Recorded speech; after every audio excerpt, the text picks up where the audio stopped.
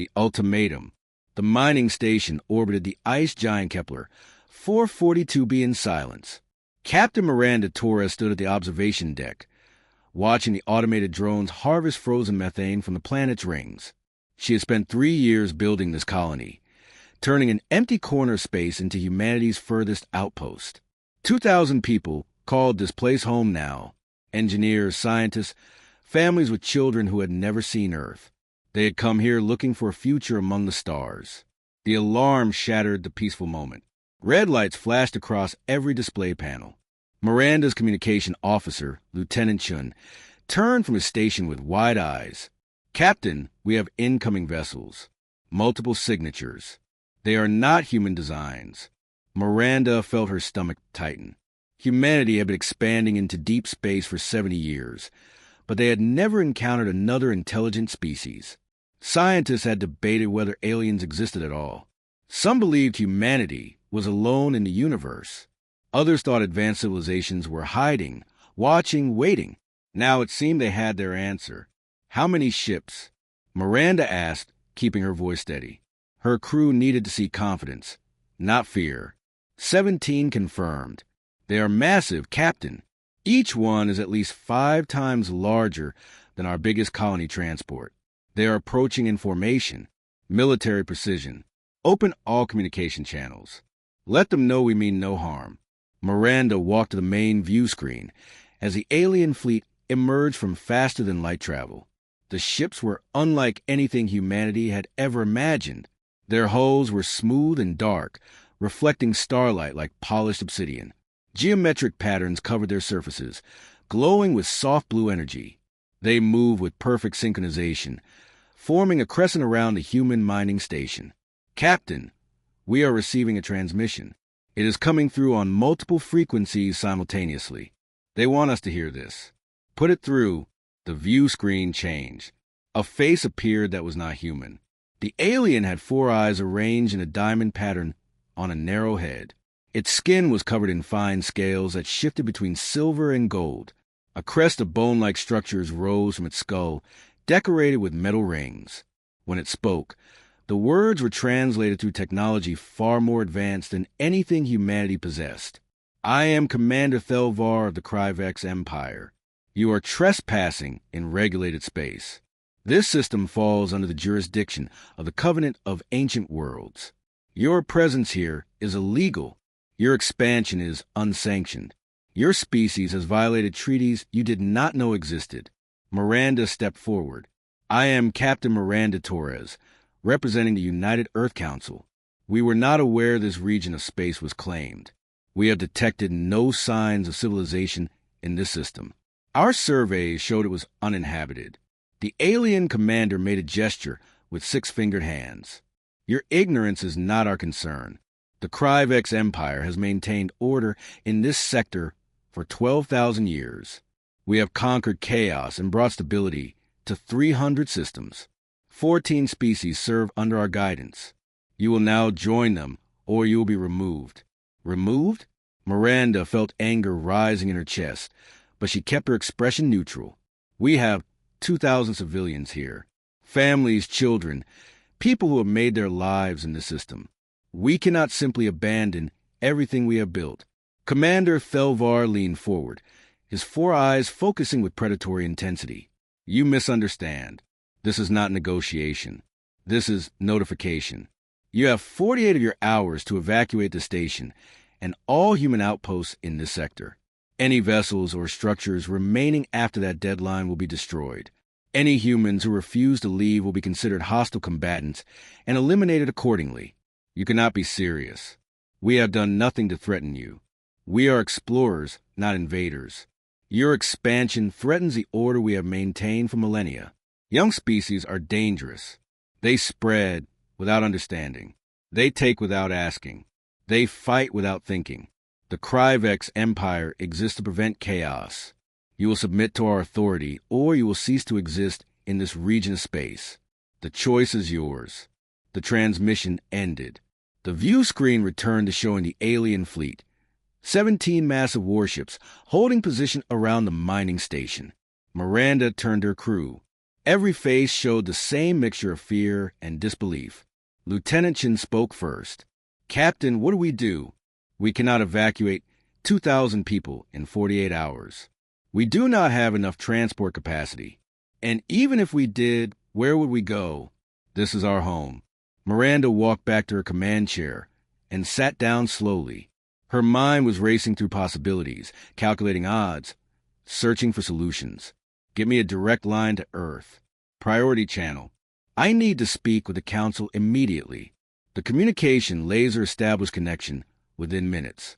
The face of Secretary General David Okafor appeared on a secure channel. He was a tall man with gray hair and tired eyes, a diplomat who had spent 40 years managing conflicts between human nations and colonies. But he had never dealt with aliens before. None of them had. "Miranda, we received the transmission. The entire system picked it up. The Kryvex broadcast their ultimatum to every human settlement in 100 light years. They want us to know we are being watched. They want us to understand they are serious. What are our options?" Miranda asked. "Can we negotiate? Can we buy time?" Secretary General Okafor shook his head. "I have already attempted to establish diplomatic channels. The Kryvex refuse to discuss terms. They have sent historical records of their empire. Miranda, they have done this before. 14 other species have faced the same ultimatum. All of them surrendered. The ones who resisted were destroyed so completely that nothing remains. Not their ships, not their colonies, not even their home worlds. The Kryvex do not make idle threats. Then we evacuate. We pull back and find another region of space to settle. And when they find us again, when they decide that new region also belongs to them, where do we run then?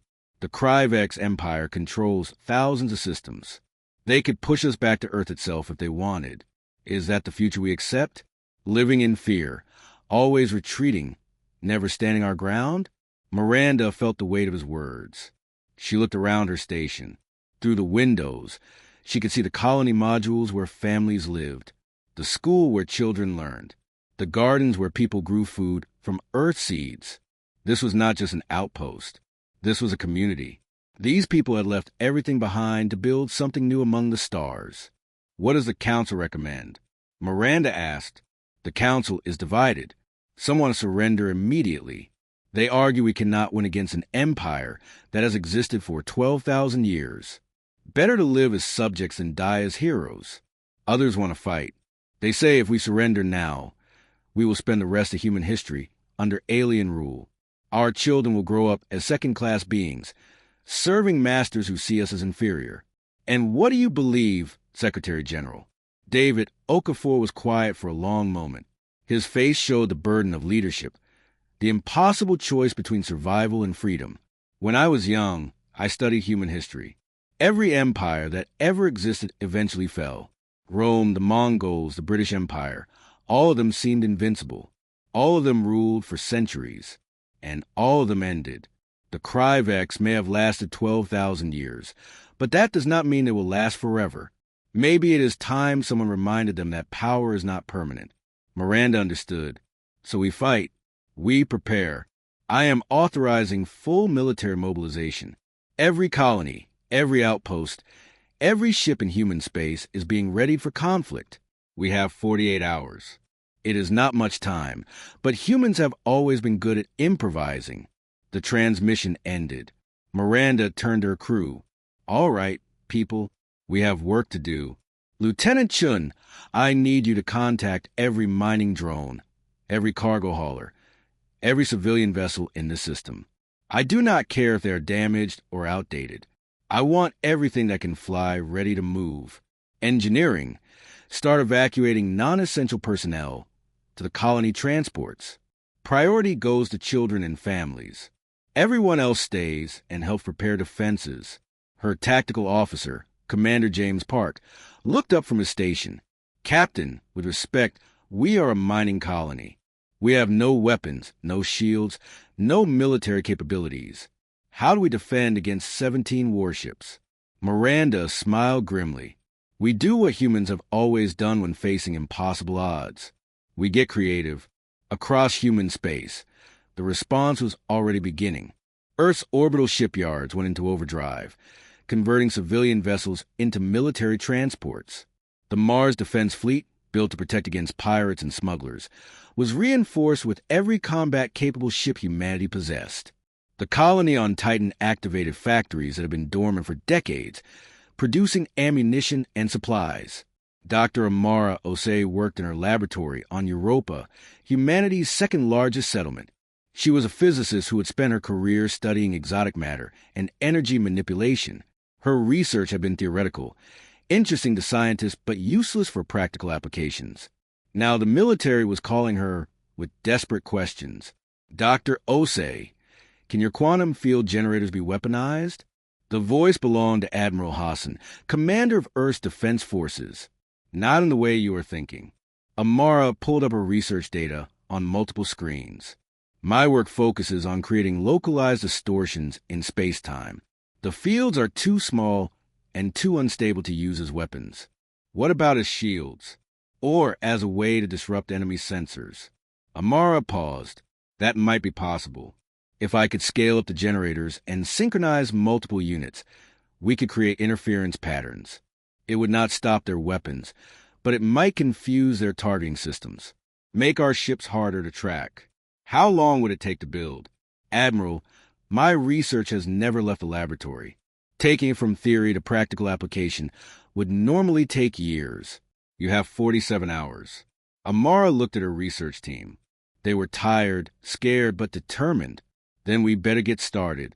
Back at the mining station, Miranda watched her crew transform the facility into something the Kryvex would never expect. The mining drones designed to harvest ice and minerals were being reprogrammed. Their cutting lasers could not penetrate military hulls, but they did not need to. Engineer Park had a different idea. We fill the drones with refined methane and volatiles from the planet, he explained. Turn them into flying bombs. The Kryvex will see mining equipment and dismiss them as irrelevant. By the time they realize what we are doing, it will be too late. How many can we prepare in 48 hours? Every single one. We have 300 operational drones, plus another 100 cargo haulers we can retrofit the same way. It is not enough to destroy their fleet, but it might make them think twice about underestimating us. Miranda nodded. Do it. And Park? Make sure everyone knows this is voluntary. Anyone who wants to evacuate should go. I will not force people to stay and fight. Park smiled. Captain, I already asked. Nobody wants to leave. This is our home. We built it. We are not giving it up without a fight. The hours pass quickly. Human colonies across 3 star systems prepared for war in their own ways. Some built defenses. Others evacuated civilians to safer locations. A few sent their fastest ships toward Kryvex space, carrying messages of peace and requests for negotiation. Those ships were destroyed without response. The Kryvex were not interested in talking. 24 hours before the deadline, Commander Thelvar broadcast another message. It reached every human settlement, every ship, every communication relay. This time, the alien commander showed footage from previous conquests. Species that had resisted, worlds that had burned, civilizations that had been erased from existence. This is your future, if you refuse to submit. The Kryvex do not take pleasure in destruction, but we do not hesitate to use it. Your species is young and foolish. You believe courage will save you. You are wrong. Courage without power is merely suicide with better marketing. Evacuate now or face extinction. On Earth, Secretary General Okafor assembled the United Council for a final vote. Representatives from every nation and colony joined through quantum communication. The chamber was silent as he spoke. We have all seen the Kryvex ultimatum. We have all witnessed what they are capable of. Now we must decide. Do we surrender and accept their rule? Or do we stand and fight for our freedom? I will not lie to you. If we choose to resist, many of us will die, perhaps all of us. But if we surrender not just our lives, but our future. Our children will grow up as servants. Our species will never be free again. The choice is ours. The vote was not unanimous. Some representatives argued for survival at any cost, but the majority voted to resist. Humanity would not kneel, not to the Kryvex, not to anyone. Miranda received the decision with mixed feelings. She was proud of her species for choosing to stand. She was terrified of what would come next. She stood at the observation deck one final time, watching the Kryvex fleet, holding position. In a few hours, the deadline would expire. The battle would begin. Her crew gathered around her. 2,000 people who had become more than colonists. They were family now, united by purpose and determination. Whatever happens tomorrow, Miranda said quietly, remember this. We are human. We have survived ice ages and plagues, wars and disasters. We have climbed from caves to reach the stars. We do not give up. We do not surrender. And we do not let anyone tell us where we belong.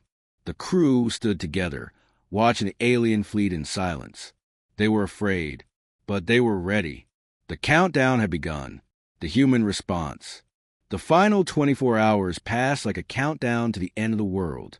Across human space, people worked without sleep, driven by a determination that surprised even themselves.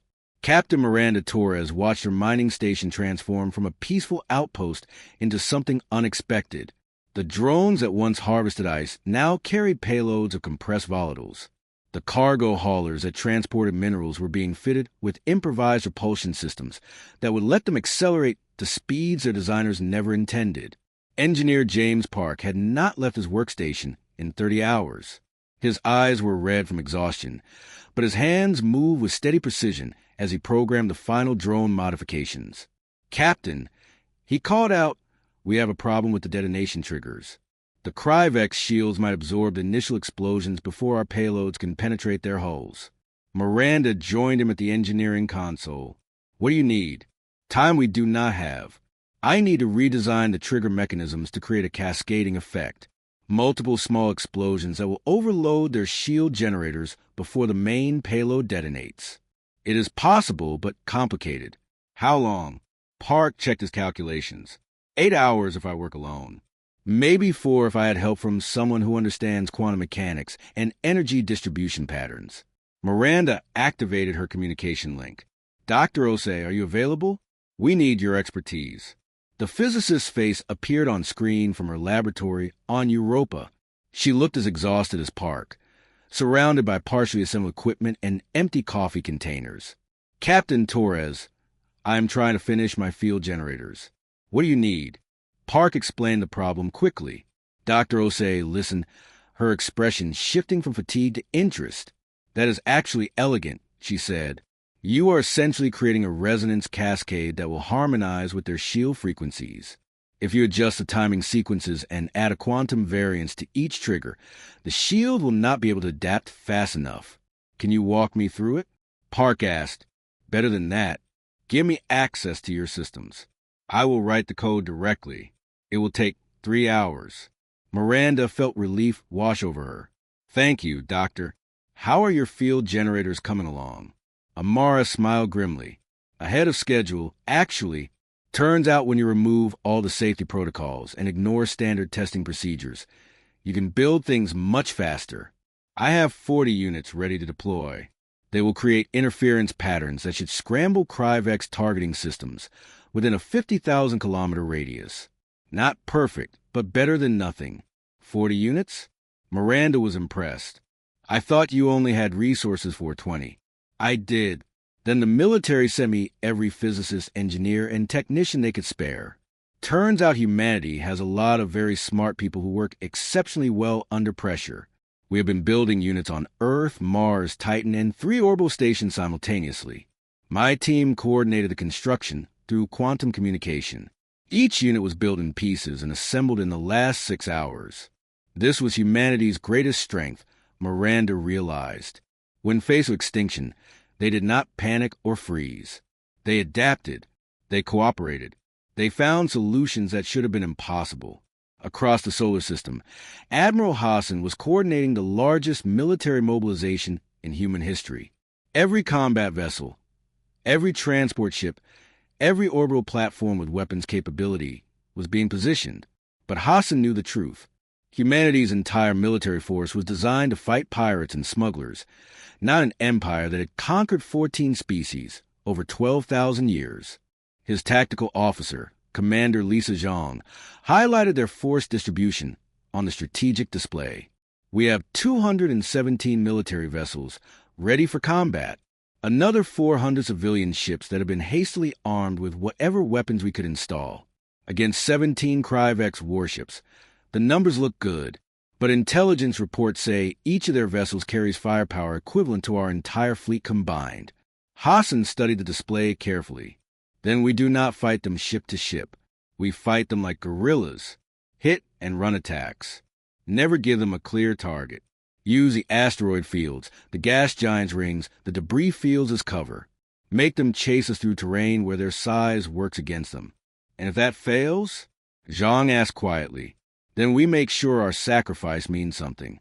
Every minute we delay them is another minute for evacuations to continue. Every ship they lose is one less weapon they can use against our colonies. We may not win this battle, but we can make victory costly enough that the Kryvex think twice about attacking other human settlements. The Admiral's words spread through the fleet. Captains shared them with their crews. Soldiers prepared themselves not for victory, but for meaningful sacrifice. It should have been demoralizing. Instead, it filled them with purpose. On Mars, Colonel Sarah Kimura was leading the evacuation of civilian populations to underground shelters. The colony's 3 million residents were being moved into tunnels that had been dug for mining operations. They would be safe from orbital bombardment, at least temporarily. But Sarah knew that if humanity lost battle in space, those shelters would become tombs. A young girl, maybe 8 years old, approached Sarah as the evacuation continued. The child held a stuffed animal, something that looked like it might have been a bear once. Are the aliens going to kill us? The girl asked simply. Sarah knelt down to meet the child's eyes. She could have lied, could have offered empty reassurance. But humans had always been honest with their children, even about difficult truths. They want us to leave our homes. They think we will be too scared to fight back. But they do not understand something important about humans. What? The girl asked. We protect our families. No matter what, your parents, the soldiers, everyone here is working together to keep you safe. And we are very good at protecting the people we love. The girl hugged her stuffed animal tighter. I hope we win. Me too, Sarah said softly. Me too. Back at the mining station, the deadline was approaching. 5 hours remained. Miranda gathered her senior staff for a final briefing. The command center was crowded with officers who had worked around the clock, preparing for battle. Their faces showed exhaustion, fear, and determination in equal measure. Status report, Miranda said. Park stood first. All drones are armed and ready.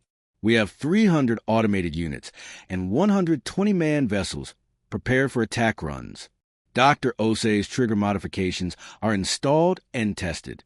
Every pilot knows their role. We have also seeded the ice rings with proximity mines. Not military grade, but they will damage any ship that flies through them. Communications Officer Chin spoke next. We have established secure quantum links with all human forces in this sector. Admiral Hassan's fleet is positioned in 3 groups around the system. They will attack from multiple angles simultaneously. The Kryvex will not be able to focus their fire effectively. Medical Officer Dr. Raj Patel gave his report. All emergency medical facilities are prepared. We have enough supplies for 500 casualties. If we exceed that number, things will get difficult. 500 out of 2,000, Miranda thought. A quarter of her people. The mathematics of war were brutal. What about the civilian transports? She asked, how many people have we evacuated? Chen checked his data.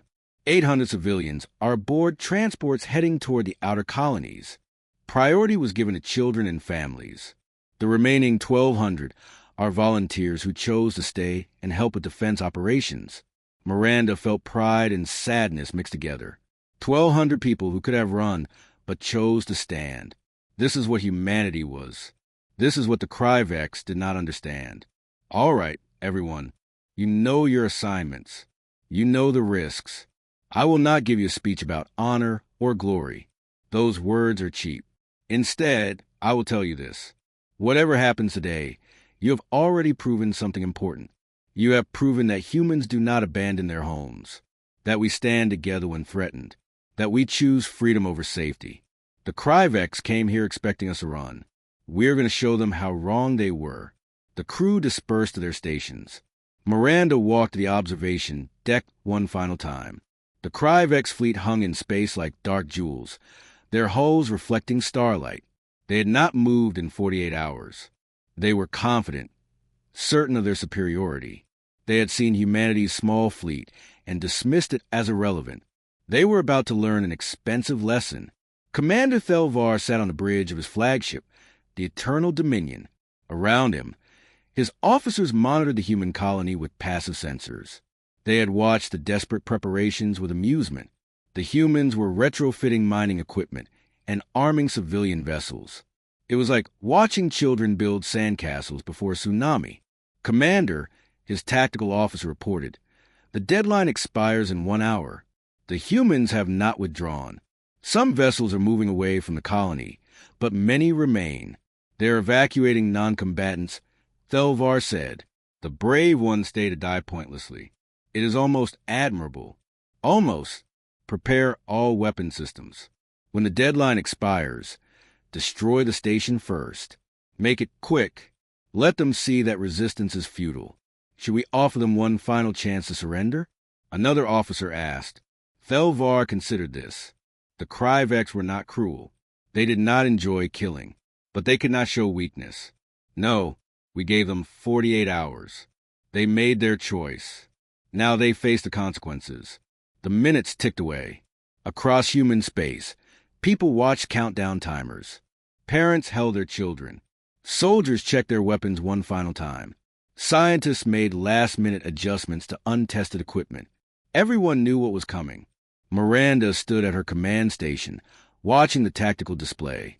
Every human ship was positioned exactly where it needed to be. The drones were ready. The mines were active. Dr. Osei's field generators were charging. They had done everything possible with the time they had. 30 seconds, Chin announced. Miranda opened a fleet-wide channel. "All human forces, this is Captain Torres. Remember, we are not trying to destroy their entire fleet. We are showing them that attacking humanity carries a price. Make every shot count. Make them remember this day.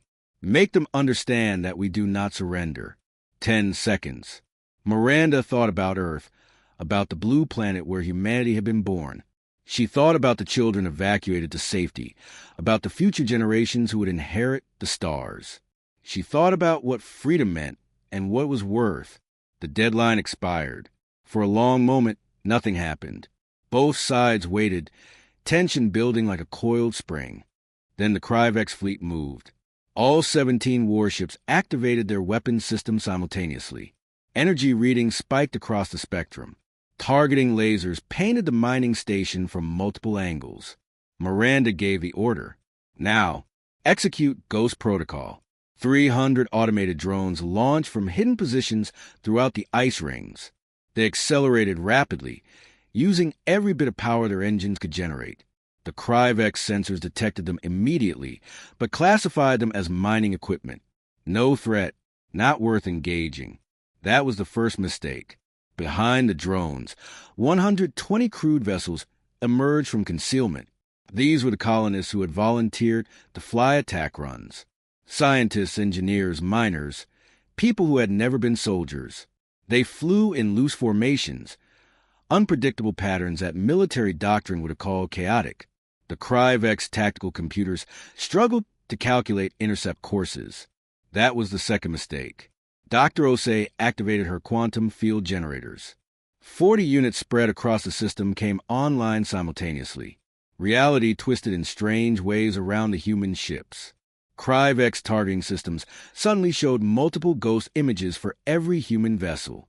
Their computers tried to compensate, switching through different sensor modes, attempting to filter out the interference. Nothing worked. That was the third mistake. The Kryvex fleet opened fire, unleashing devastating energy beams that could vaporize asteroids. They targeted what their sensors identified as the largest concentration of human ships. The beam struck empty space. The ghost images flickered and vanished. The real human vessels were somewhere else entirely. Commander Thelvar stared at his tactical display in confusion. What is happening? Why cannot we target them accurately? Unknown, Commander. Their ships are generating some kind of interference field. Our sensors are registering hundreds of targets, but most are false readings. Then fire at all of them. Saturate the entire area. They cannot dodge everything. The Kryvex fleet unleashed a massive barrage. Energy beams crisscrossed space in a deadly web. Some found their targets. Human ships exploded in brilliant flashes.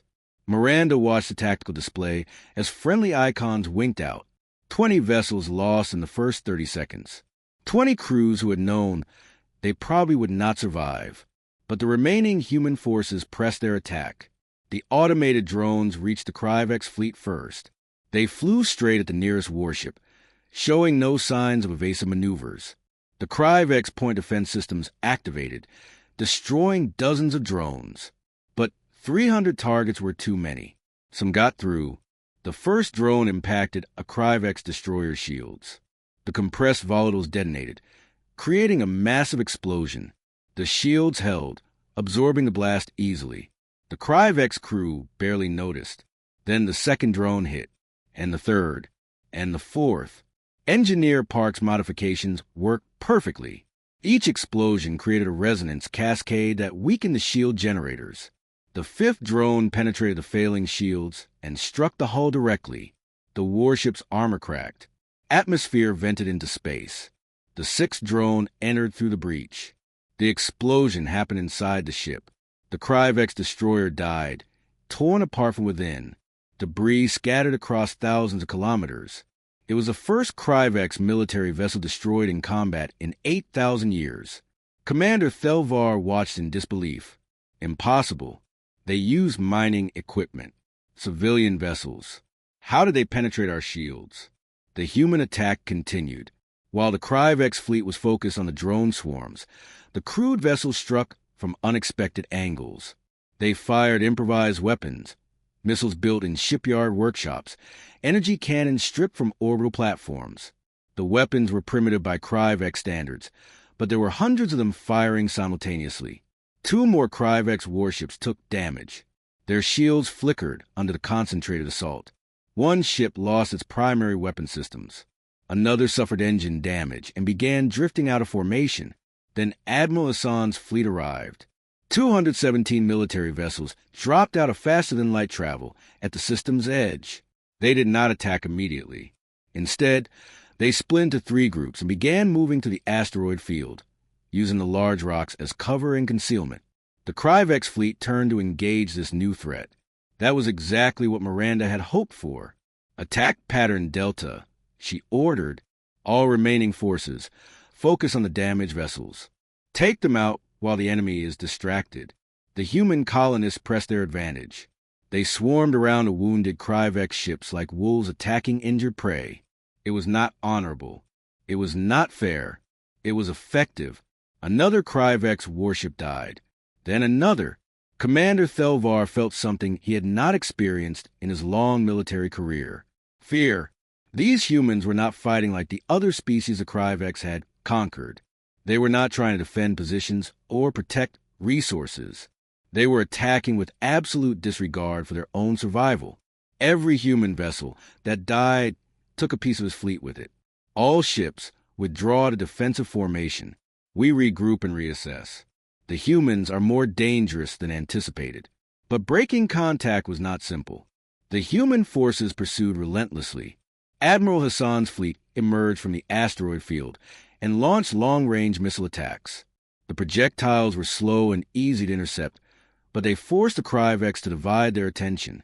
In the chaos of battle, humanity showed what 300 years of spaceflight had taught them. They were innovative, unpredictable, and absolutely unwilling to give up. Every tactic the Kryvex had perfected over 12,000 years was countered by human improvisation. The battle raged for 6 hours. When it finally ended, 5 Kryvex warships had been destroyed. Another 4 were heavily damaged. The remaining 8 maintained defensive positions, no longer confident in their superiority. Humanity had paid a terrible price. 147 vessels destroyed, nearly 2,000 casualties. But the mining station still stood, the colony still survived, and the Kryvex fleet was retreating. Commander Thelvar sent a message to Kryvex High Command. It was brief and honest. We underestimated them. Humanity is unlike any species we have encountered. They fight with ferocity that defies logic. Request reinforcements and strategic reassessment. The response came quickly. Return to base. The Council will decide how to proceed with the human situation. As the Kryvex fleet withdrew, Miranda stood at her observation deck and watched them go. Her station was damaged but intact. Her people were alive. They had won, not by destroying the enemy, but by proving that attacking humanity was not worth the cost. She activated a system-wide broadcast. This is Captain Torres. The Kryvex are withdrawing. We have survived. Our colony stands. She paused, choosing her words carefully. Today we showed the galaxy something important. We showed them that humans do not surrender, that we protect our homes, that we stand together when threatened. This battle is over, but our message will spread. Every species in the Kryvex Empire will hear what happened here, and some of them will remember what freedom feels like. Across human space, people celebrated. But Miranda knew this was only the beginning. The Kryvex would return, probably with a larger fleet. But next time, humanity would be ready. They had bought time with blood and courage. Now they would use that time to prepare for the real war ahead. Dr. Osei sent a final transmission before shutting down her equipment. Captain Torres, my field generator performed beyond expectations. I am sending the specifications to every human colony and shipyard. We can mass produce them now. The next time the Kryvex come, we will be ready. Miranda smiled. Thank you, Doctor. Your work saved lives today. What happens now? Osei asked. Now we rebuild. We prepare. And we show the galaxy that humanity's place among the stars is not something we ask permission for. It is something we earned. The screen went dark. Miranda looked out at the stars, at the infinite possibilities waiting beyond. Humanity had passed its first test. The galaxy was watching now, and the message was clear. They had demanded conflict. Humanity had responded without hesitation, and the universe would never underestimate them again.